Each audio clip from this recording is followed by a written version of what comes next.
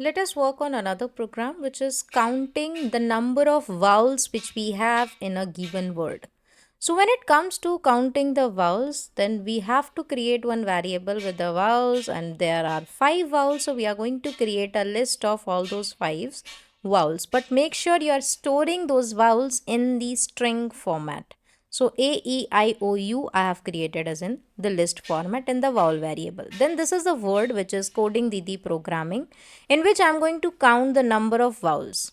Now I'm creating one variable count is equal to 0. So for character in word, I am going to iterate, and then if the character is in the vowel variable, it means this is a vowel. I will keep updating the count variable with one count. So count is equal to count plus 1. You can even write it like count plus equal to 1, which is same obviously. So count is equal to count plus 1, and then I will come out of the loop and then print the value of count. So first we'll check the output of this code, and then I will explain you line by line what we did.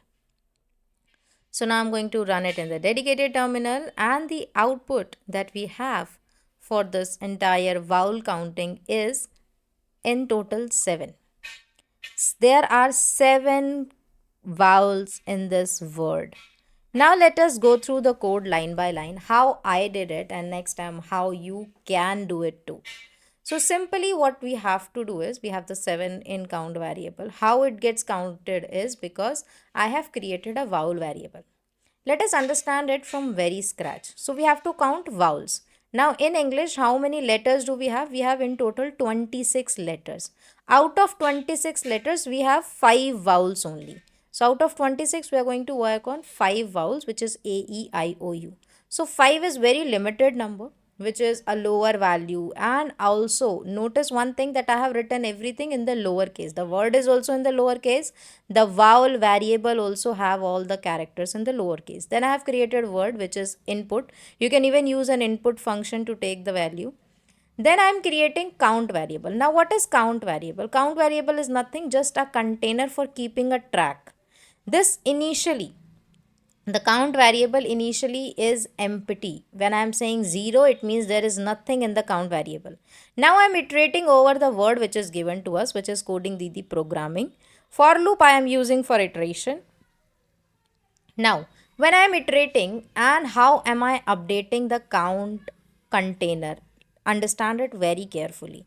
So initially it is empty. When I am going to first character in the word, which is, let's say the character is C. So is C available in the vowels? No. Is O available? Yes.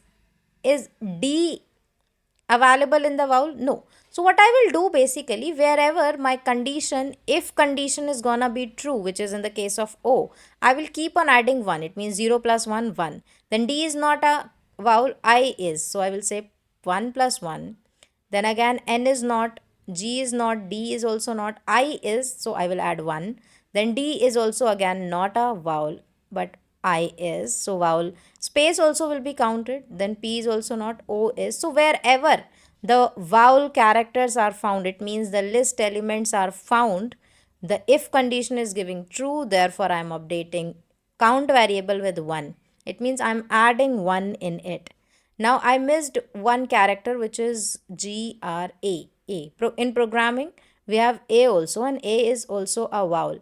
So this value also we have to add. So in total, if you will see, you will get the count variable as 7, which is super easy because we are getting the values outside of the for loop, and we will get the updated value only.